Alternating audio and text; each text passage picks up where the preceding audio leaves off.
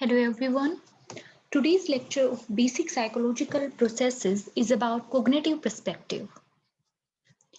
पहले के लेक्चर में हम psychodynamic perspective, behaviouristic perspective and humanistic perspective के बारे में बात कर चुके हैं। तो आज हम कॉग्निटिव पर्सपेक्टिव के बारे में बात करेंगे। कॉग्निटिव पर्सपेक्टिव हमारे माइंड और बिहेवियर की साइंटिफिक स्टडी होती है, जिसमें हम हमारे माइंड या ब्रेन को एक इंफॉर्मेशन प्रोसेसर के रूप में स्टडी करते हैं कि किस तरीके से हमारे माइंड में या हमारे ब्रेन में इंफॉर्मेशन प्रोसेसिंग हो रही है। Cognitive psychologists try to build up cognitive models of the information processing that goes on inside people's mind, including perception, attention, language, memory, thinking and consciousness. Cognitive psychologist जो cognitive perspective के through humans के behaviour और mind को study करते हैं, वो normally person के mind और उसके ब्रेन का कॉग्निटिव मॉडल डेवलप करने की कोशिश करते हैं या कॉग्निटिव मॉडल बिल्डअप करने की कोशिश करते हैं, और जिसके माध्यम से वो ये देखते हैं कि पर्सन के माइंड में इंफॉर्मेशन प्रोसेसिंग किस तरीके से हो रही है, या जो भी उसकी कॉग्निटिव एबिलिटीज हैं, फॉर एग्जांपल परसेप्शन है, अटेंशन है, लैंग्वेज है, मेमोरी है, थिंकिंग है या फिर कॉन्शियसनेस है, ये सब किस तरीके से पर्सन के माइंड में काम कर रहे हैं। तो जब हम कॉग्निटिव साइकोलॉजी या कॉग्निटिव पर्सपेक्टिव की बात करते हैं, तो इस पर्सपेक्टिव के अंदर मेनली ये तीन चीजें आती हैं। फर्स्ट है ह्यूमन एक्सपेरिमेंटल साइकोलॉजी, सेकंड है computer analogies information processing approach, and third है कॉग्निटिव न्यूरोसाइंस। यानी इन तीनों चीजों को मिलाकर कॉग्निटिव पर्सपेक्टिव या कॉग्निटिव अप्रोच ऑफ साइकोलॉजी बना है। अब ह्यूमन एक्सपेरिमेंटल साइकोलॉजी की अगर हम बात करते हैं, तो इसमें मेनली पर्सन की मेमोरी आती है, अटेंशन या ध्यान आता है, प्रॉब्लम सॉल्विंग एबिलिटी आती है, लैंग्वेज या भाषा का ज्ञान या एबिलिटी आती है। वहीं computer analogies information processing approach की अगर हम बात करते हैं, तो उसमें आर्टिफिशियल इंटेलिजेंस आती है कि किस तरीके से हम ह्यूमन के माइंड को आर्टिफिशियल इंटेलिजेंस से जोड़ सकते हैं। कंप्यूटर सिमुलेशन आता है। एंड नेक्स्ट है कॉग्निटिव न्यूरोसाइंस। इसके अंदर आता है brain damage and effect of cognition, कि किसी पर्सन का अगर ब्रेन डैमेज हो गया है तो उसका उसके बिहेवियर पर क्या इफेक्ट होता है, या फिर कॉग्निशन के ऊपर क्या इफेक्ट होता है। तो इन सब की स्टडी कॉग्निटिव पर्सपेक्टिव के अंदर की जाती है। कॉग्निटिव पर्सपेक्टिव में इन तीनों को एक साथ मिलाकर ह्यूमन ब्रेन और माइंड का अध्ययन किया जाता है। Cognitive psychology became of great importance in the mid 1950s. Several factors were important in this. 1950s में cognitive psychology बहुत ज़्यादा फेमस हो गई थी, और इसमें बहुत सारे इम्पोर्टेंट फैक्टर थे जिसकी वजह से मिड 1950s में कॉग्निटिव पर्सपेक्टिव के ऊपर बहुत ज़्यादा फोकस किया जाने लगा था। एक तो जो साइकोलॉजिस्ट थे वो बिहेवियरिस्टिक अप्रोच से डिससेटिस्फाइड थे, क्योंकि बिहेवियरिस्टिक अप्रोच में सिंपली एक्सटर्नल बिहेवियर के ऊपर ज्यादा इम्फेसिस किया जा रहा था, इंटरनल प्रोसेसेस के ऊपर बिल्कुल भी फोकस नहीं किया जा रहा था, क्योंकि बिहेवियरिस्टिक पर्सपेक्टिव में साइकोलॉजिस्ट ओनली स्टिमुलस के लिए पर्सन के रिस्पॉन्स के ऊपर स्टडी कर रहे थे, यानी कि मीडिएशनल प्रोसेसेस उसके बीच में क्या रहती हैं उनके ऊपर कोई फोकस नहीं किया जा रहा था। सेकंड है the development of better experimental methods, कि यहाँ साइकोलॉजिस्ट को महसूस हुआ कि एक्सपेरिमेंटल मेथड और ज्यादा बेटर हो सकते हैं।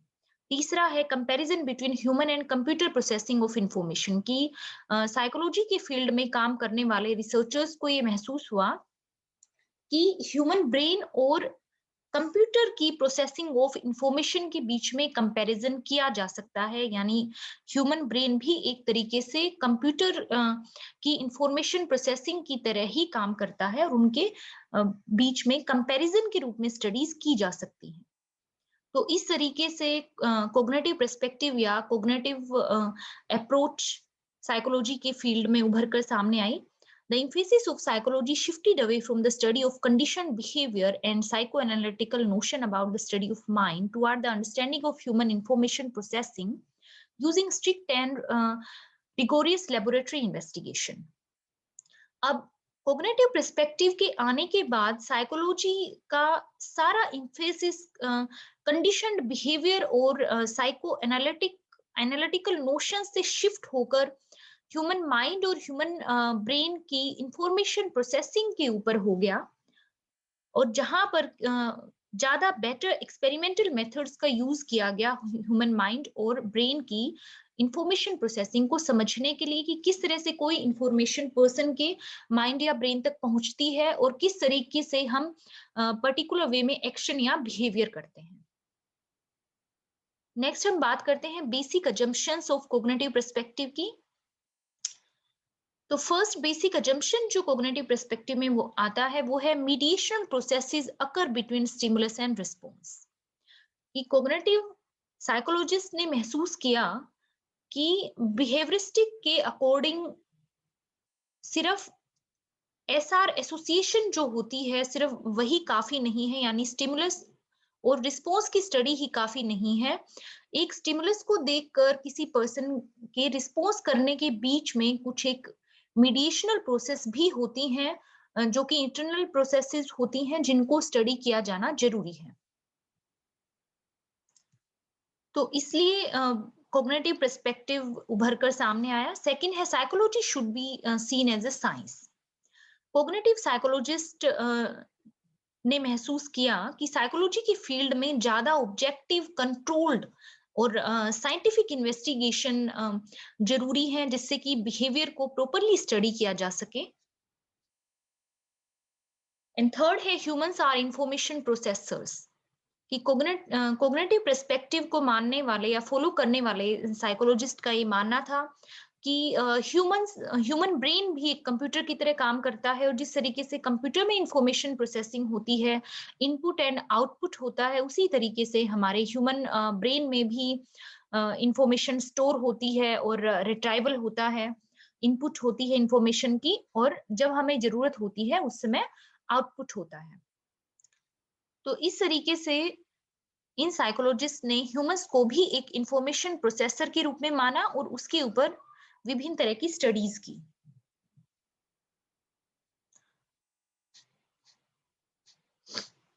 नेक्स्ट हम बात करते हैं इंफॉर्मेशन प्रोसेसिंग की कि किस तरीके से कॉग्निटिव अप्रोच या पर्सपेक्टिव में इंफॉर्मेशन प्रोसेसिंग को देखा गया। कॉग्निटिव अप्रोच लेट 1950s और अर्ली 1960s में एक रिवॉल्यूशन के रूप में साइकोलॉजी की फील्ड में आई और एक डोमिनेंट अप्रोच के रूप में लेट 1970s में रही। Interest in mental processes had been gradually restored through the work of Piaget and Tolman. अब जीन प्याजे और टोलमैन के काम के जरिए इनके साइकोलॉजी के फील्ड में इन्होंने जो स्टडीज की उनके जरिए मेंटल प्रोसेसेस के ऊपर मेन फोकस देखा गया और किस तरीके से हमारे माइंड में इंटरनल प्रोसेसेस होती हैं वो इन दोनों ने स्टडी की। टोलमैन को एक सॉफ्ट बिहेवियरिस्ट माना जाता है। उन्होंने एक बुक लिखी थी purposive behaviour in animals and man in 1932। उन्होंने अपनी इस बुक में बिहेवियरिज्म की एक्सप्लेनेशन को बहुत ज्यादा डिफिकल्ट माना और उन्होंने बिहेवियरिज्म को काफी ज्यादा क्रिटिसाइज किया अपनी इस बुक में, और उन्होंने कॉग्निटिव प्रोसेसिंग या माइंड और ब्रेन के इंफॉर्मेशन प्रोसेसिंग के ऊपर ज्यादा बल देने के ऊपर फोकस किया।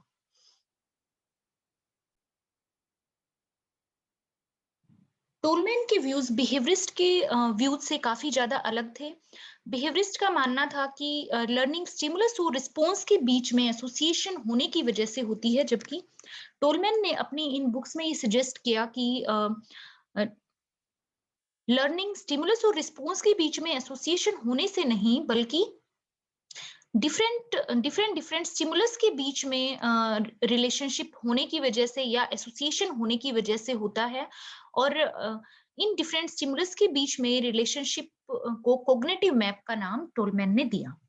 यानी कॉग्निटिव मैप्स के थ्रू डिफरेंट स्टिमुलाई के बीच में एसोसिएशन होती है, जिसकी वजह से लर्निंग संभव हो पाती है। But it was the arrival of the computer that gave cognitive psychology the terminology and metaphor it needed to investigate the human mind. लेकिन टोलमैन के बाद कंप्यूटर के आने की वजह से या कंप्यूटर के फील्ड में इंफॉर्मेशन प्रोसेसिंग में काम होने की वजह से कॉग्निटिव पर्सपेक्टिव या कॉग्निटिव साइकोलॉजी टर्मिनोलॉजी उभर कर सामने आई, और ह्यूमन माइंड को कंप्यूटर की तरह ही एक इंफॉर्मेशन प्रोसेसर के रूप में साइकोलॉजिस्ट ने देखना स्टार्ट किया। The start of the use of computers allowed psychologists to try to understand the complexities of human cognition by comparing it with something simpler and better understood, that is an artificial system such as computer. जैसे जैसे computer ज्यादा use किए जाने लगे, वैसे वैसे psychologist का ध्यान इंफॉर्मेशन प्रोसेसिंग के ऊपर ज्यादा गया, और साइकोलॉजिस्ट ने ह्यूमन कॉग्निशन को कंप्यूटर से कंपेयर करना स्टार्ट किया। आर्टिफिशियल इंटेलिजेंस के साथ ह्यूमन इंटेलिजेंस का कंपैरिजन किया जाने लगा, जिससे कि कॉग्निटिव पर्सपेक्टिव को काफी ज्यादा बल मिला।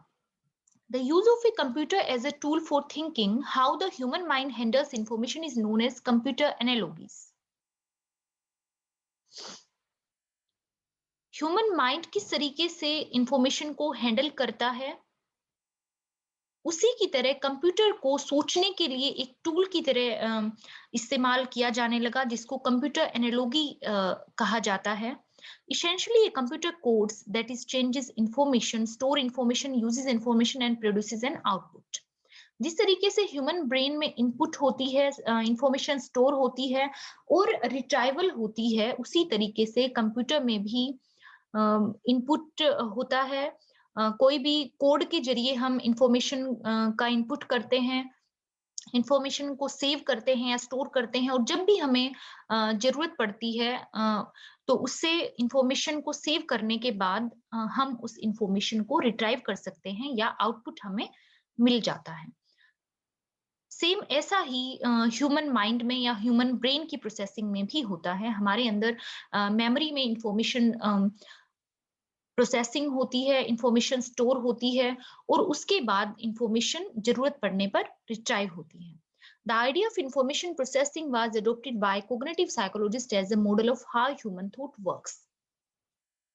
अब cognitive psychologist द्वारा इंफॉर्मेशन प्रोसेसिंग का आइडिया इस बात के ऊपर अडोप्ट किया गया कि ह्यूमन थॉट्स किस तरीके से काम करते हैं या ह्यूमन माइंड किस तरीके से काम करता है। यहाँ पर एक इमेज दिखाई गई है कि इंफॉर्मेशन प्रोसेसिंग पैराडिगम को ह्यूमन ब्रेन यानी कि ह्यूमन इंटेलिजेंस और आर्टिफिशियल इंटेलिजेंस के कंपैरिजन के रूप में साइकोलॉजी में स्टडी किया जाने लगा, और इसी के ऊपर कॉग्निटिव पर्सपेक्टिव बेस्ड है। The information processing approach is based on a number of assumptions, including information made available from the environment is processed by a series of processing systems, for example, attention, perception, short-term memory. अब cognitive perspective में information processing approach एक बहुत ही important approach है, और इस approach ये approach जो है वो डिफरेंट अजम्पशन के ऊपर बेस्ड है, जिसमें से पहली अजम्पशन यहाँ बताई गई है कि किसी भी ह्यूमन में इंफॉर्मेशन, किसी भी ह्यूमन ब्रेन को जब इंफॉर्मेशन मिलती है तो वो इंफॉर्मेशन मिलने पर उसके ब्रेन में अलग अलग तरह की प्रोसेसिंग होती है, जैसे कि वो पर्सन अटेंशन करता है, उसके बाद परसीव करता है चीजों को, देन उसकी सेंसरी मेमोरी में इंफॉर्मेशन जाती है, after sensory memory short term memory में इंफॉर्मेशन जाती है। तो इस तरीके से डिफरेंट प्रोसेसिंग वो इंफॉर्मेशन स्टोर करने के लिए होती हैं। दीज प्रोसेसिंग सिस्टम ट्रांसफॉर्म और alter the information in systematic ways. तो ये जो इंफॉर्मेशन प्रोसेसिंग सिस्टम है ह्यूमन ब्रेन में, वो इंफॉर्मेशन को सिस्टमेटिक तरीके से ट्रांसफॉर्म करता है या चेंज करता है। The aim of research is to specify the processes and structure that underlie cognitive performance. अब कोग्निटिव पर्सपेक्टिव में रिसर्च के ऊपर मेन फोकस जिस चीज के लिए रहता है वो है कि उस इंफॉर्मेशन प्रोसेसिंग को स्पेसिफाई करना और कोग्निटिव परफॉर्मेंस किस तरीके से हो रही है या किस तरीके से कोग्निटिव परफॉर्मेंस व्यक्ति कर पा रहा है या किस तरह के इंटरनल चेंजेस हो रहे हैं जब वो पर्सन कोग्निटिव एक्शन कर रहा है कोई भी, या फिर मेंटल एबिलिटीज उसकी यूज हो रही हैं कहीं पर भी, तो किस तरीके की इंटरनल प्रोसेसिंग हो रही है, इन चीजों पर मेन फोकस किया गया। Information processing in human resemblance and that in computer. Human brain या ह्यूमन माइंड में इंफॉर्मेशन प्रोसेसिंग कंप्यूटर की इंफॉर्मेशन प्रोसेसिंग से काफी ज्यादा मिलती जुलती होती है।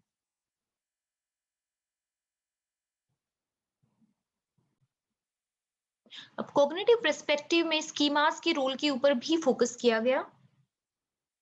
Schema is a packet of information और cognitive framework that help us organize and interpret information.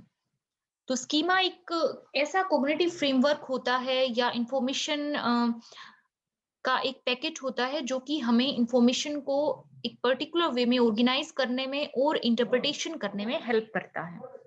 Schema हमारे प्रीवियस एक्सपीरियंस या पास्ट एक्सपीरियंस के ऊपर बेस्ड होते हैं।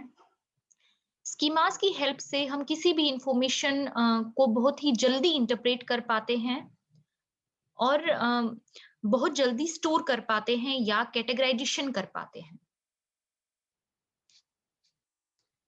Next, mediational processes. Mediational processes के ऊपर भी कॉग्निटिव पर्सपेक्टिव और अप्रोच में फोकस किया गया और यहाँ पर बिहेवियरिस्टिक मॉडल और कॉग्निटिव मॉडल में डिफरेंस दिखाया गया है। बिहेवियरिस्टिक मॉडल में जैसा कि पहले बताया जा चुका है कि ओनली स्टिमुलस और रिस्पॉन्स के एसोसिएशन के ऊपर मेन फोकस किया जाता था।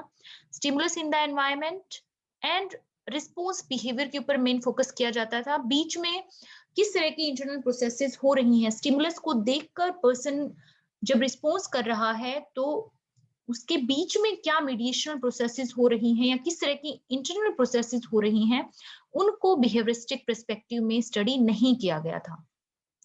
वहीं कॉग्निटिव मॉडल में स्टिमुलस और रिस्पॉन्स के बीच में जो मीडिएशनल प्रोसेसेस होती हैं या मेंटल प्रोसेसेस होती हैं उनके ऊपर मेन फोकस दिया गया। यानी यहाँ स्टिमुलस को इनपुट के रूप में देखा गया और रिस्पॉन्स को आउटपुट बिहेवियर के रूप में देखा गया।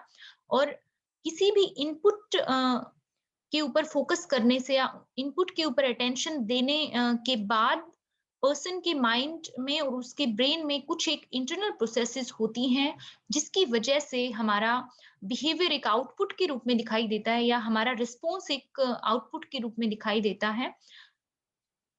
तो इन मीडिएशनल प्रोसेसेस के ऊपर कॉग्निटिव साइकोलॉजिस्ट ने मेन फोकस किया। The mediational or mental event that could be memory, perception, attention, or problem solving, etc. These are known as mediational processes because they mediate between the stimulus and response. अब mediational processes बहुत सारे तरीके की हो सकती हैं, जैसे कि मेमोरी हो सकती है, परसेप्शन या प्रोटेक्शन हो सकता है, अटेंशन या ध्यान देना हो सकता है और प्रॉब्लम सॉल्विंग भी हो सकती है। इसको मीडिएशन प्रोसेस इसलिए कहा गया क्योंकि ये स्टिमुलस और रिस्पॉन्स के बीच होने वाली प्रक्रियाएं हैं।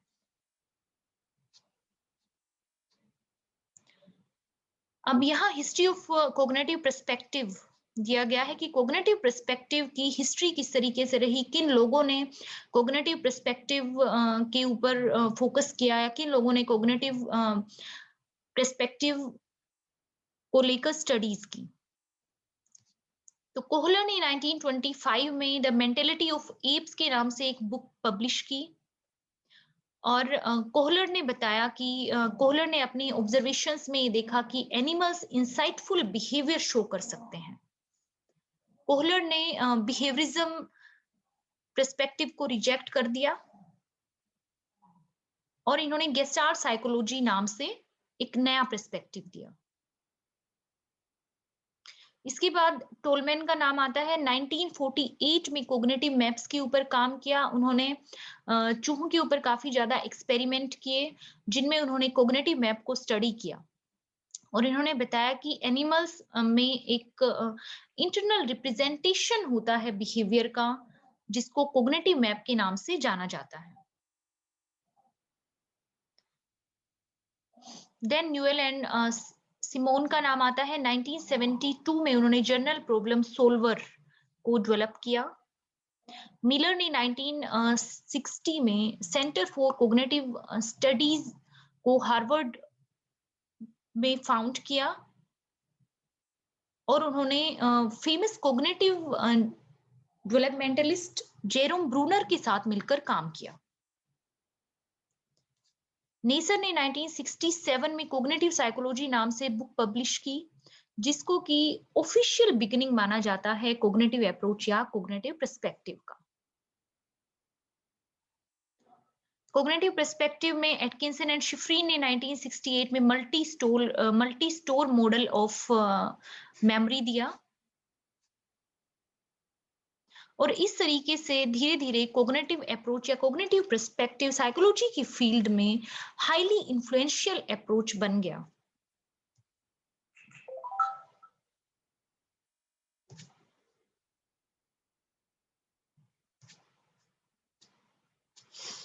अब हम देखते हैं स्ट्रेंथ ऑफ कोग्निटिव पर्सपेक्टिव।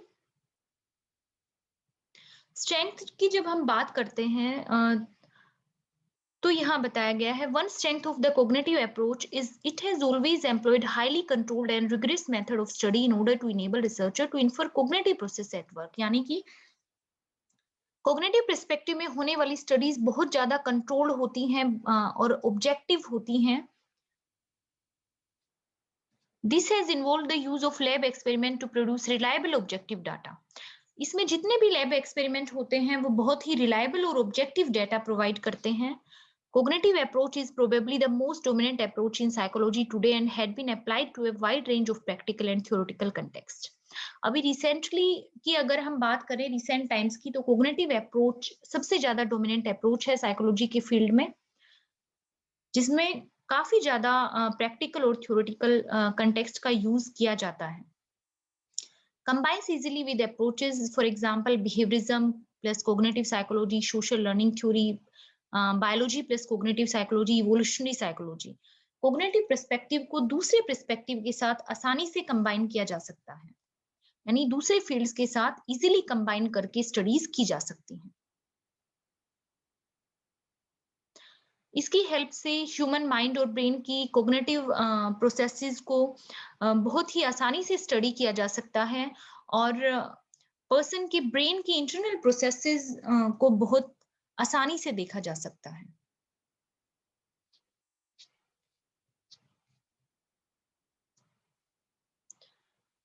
अब हम यहाँ देखते हैं एरियाज ऑफ एप्लीकेशन की किस तरीके से कौन-कौन से एरियाज में अप्लाई किया जा सकता है कोग्निटिव पर्सपेक्टिव को, या रिसेंटली कहाँ-कहाँ कोग्निटिव पर्सपेक्टिव के थ्योरीज को अप्लाई किया जा रहा है। कोग्निटिव बिहेवियर थेरेपी बहुत ज्यादा फेमस थेरेपी है। कोग्निटिव बिहेवियर थेरेपी में कोग्निटिव पर्सपेक्टिव को यूज किया जा रहा है मेमोरी के फील्ड में, फॉरगेटिंग के फील्ड में, एजुकेशन के फील्ड में, मोरल डेवलपमेंट के फील्ड में, इंटेलिजेंस के फील्ड में, लर्निंग के फील्ड में, डिप्रेशन को ट्रीट करने के लिए भी कोग्निटिव पर्सपेक्टिव की डिफरेंट थ्योरीज या थेरेपीज का इस्तेमाल किया जाता है।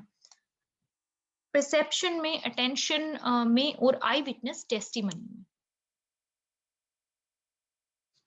तो इन सब एरियाज में कोग्निटिव पर्सपेक्टिव की एप्लीकेशन देखने को मिलती है।